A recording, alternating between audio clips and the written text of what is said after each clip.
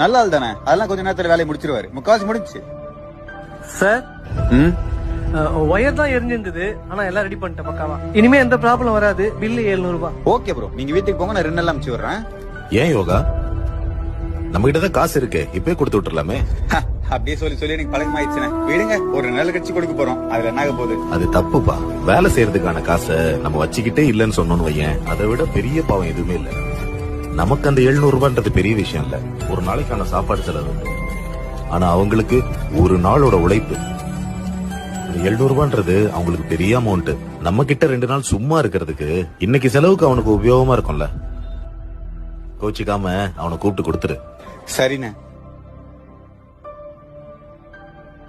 Hello Velu, கொஞ்சம் வந்து உங்க பணத்தை வாங்கிட்டு போயிடுறீங்களா? வாங்க. என்னங்க வேலு? Thank you sir.